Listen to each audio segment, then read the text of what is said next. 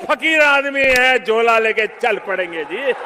तीसरा कहा था विमेन डेवलपमेंट की मैंने बात कही थी। देखिए, पूरी दुनिया में आपने ऐसा कोई फकीर देखा है जो 1,40,000 का चश्मा लगाता हो, खुद घूमते हैं 12 करोड़ की मर्सिडीज में, मतलब भिक्षा मांगकर यहाँ पर फॉरेन टूर भी कर लिए और डिजिटल कैमरा भी खरीद लिया उसके रिलीज होने से पहले। और मोदी जी अपने आप को गरीब ही नहीं बल्कि बहुत गरीब परिवार का बताते हैं। मित्रों, मैं बचपन में रेल के डिब्बे में चाय बेचता था। वाह, क्या फकीरी है। सच तो ये है कि दोस्तों, ये लोग हमारे हिंदू धर्म को तोड़ने मरोड़ने लग गए अपने नफरत को और एजेंडा को फैलाने के लिए।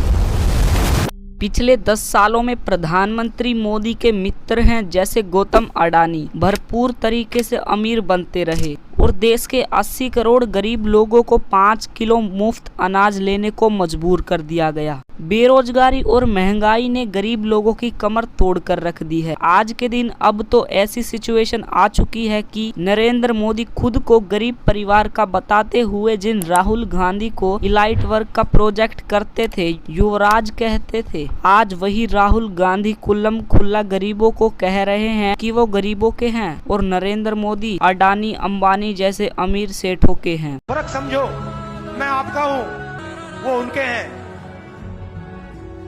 राहुल गांधी कह रहे हैं कि जितना रुपया नरेंद्र मोदी ने अडानी को दिया है उतना रुपया वो देश के गरीबों को देंगे। और मैं देश को फिर से दोहरा के कह रहा हूँ, जितना पैसा नरेंद्र मोदी जी ने इनको दिया है ना, उतना ही पैसा हम हिंदुस्तान के गरीब लोगों को देने जा रहे हैं। महालक्ष्मी योजना, पहली नौकरी पक्की योजना, इन योजनाओं के माध्यम से करोड़ों लाखपति बनाएंगे हम। प्रधानमंत्री मोदी इसका ज्यादा जवाब दे नहीं पाए। उल्टा उन्होंने कोशिश करी है कहने की अडानी अंबानी एक्चुअल में कांग्रेस के साथ मिले हुए हैं।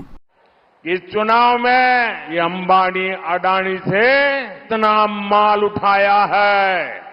नरेंद्र मोदी के पास कोई जवाब नहीं है। देश के 80 करोड़ लोगों के हाथ में कटोरा पकड़ा दिया और अगले 5 सालों के लिए यही 5 किलो वाली स्कीम एक्सटेंड कर दी। ना रोजगार का कोई प्लान बताया है, महंगाई कंट्रोल कैसे होगी ना ये बताया, ना गरीबी कैसे हटेगी ना ये बताया है। जरा खुद सोच कर देखो, 1995 से लेकर 2020 गुजरात में 25 साल तक बीजेपी की सरकार आई है, जिनमें से 3 बार खुद नरेंद्र मोदी ही चीफ मिनिस्टर बने, लेकिन इनसे गरीबी नहीं हटाई गई। उल्टा ये गरीबों को छुपाने लगे। कुछ दिन पहले ही G20 समिट के समय दिल्ली में भी यही हुआ था। कुछ बस्तियों को हरे पर्दे के पीछे ढक दिया गया था।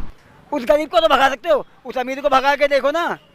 नरेंद्र मोदी जी ने राहुल गांधी को पप्पू बना दिया। व्हाट्सएप पर उनकी आधी अधूरी क्लिप तोड़ मरोड़ कर दिखाई जाने लगी कि जैसे राहुल गांधी में तो कोई समझ ही नहीं है, वो तो बिल्कुल बेवकूफ इंसान है। लेकिन सच्चाई ये है कि पिछले 10 सालों में पीएम मोदी ने एक भी प्रेस कॉन्फ्रेंस अटेंड नहीं करी, कोई अनस्क्रिप्टेड इंटरव्यू नहीं किया, जबकि राहुल गांधी ने दिल्ली यूनिवर्सिटी से लेकर हार्वर्ड यूनिवर्सिटी तक लेक्चर दिए हैं, लोगों से ढेर सारी हर साल अनस्क्रिप्टेड इंटरेक्शन की है। ये बात सही है कि उनकी कुछ फनी क्लिप जरूर हैं, जहां उनके मुंह से कुछ उलट पुलट निकल गया हो। This morning, I got up at night.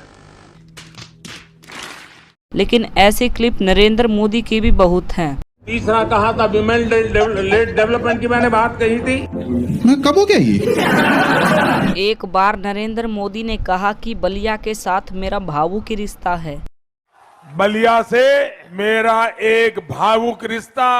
Punjab के साथ भी इनका विशेष नाता रहा है और चीन के साथ भी इनका विशेष निजी नाता रहा है। पंजाब के साथ मेरा विशेष नाता रहा है। चीन के साथ मेरा निजी रूप से भी एक विशेष नाता है। बंगाल से नाता जोड़ने के लिए इन्होंने कहा कि बचपन में ये कोलकाता की मेट्रो देखने आए थे। बचपन में जब पहली बार कोलकाता आया तो एक आकर्षण था, जरा मैं मेट्रो देखूं। बात बस ये है कि कोलकाता मेट्रो 1984 में शुरू हुई थी, जबकि ये 34 साल के थे। अब बताओ दोस्तों, 34 साल का कोई बच्चा देखा आपने कभी? अपने भाषणों में नाता जोड़ने के लिए ये तक कहने लगे कि मैं अगला जन्म बंगाल में लूंगा। अगले जन्म में बंगाल की किसी माँ के गोद से पैदा होने वाला हूँ। उड़ीसा में जाकर कहते हैं कि उड़ीसा को देश का नंबर 1 राज्य बनाएंगे, और कर्नाटका में जाकर कहते हैं कि नहीं, हम कर्नाटका को देश का नंबर 1 राज्य बनाएंगे। उड़ीसा को देश का नंबर 1 राज्य बना सकते हैं। कर्नाटका को पूरे देश का नंबर 1 राज्य बनाने का। बात समझ रहे हो ना दोस्त? वोट पाने के लिए जहां जो बोलना पड़े वो बोला जाता है। आंखें खोल लीजिए, हमें देश के लोकतंत्र को बचाना है और देश के संविधान को बचाना है। नमस्कार, जय हिंद, जय भारत।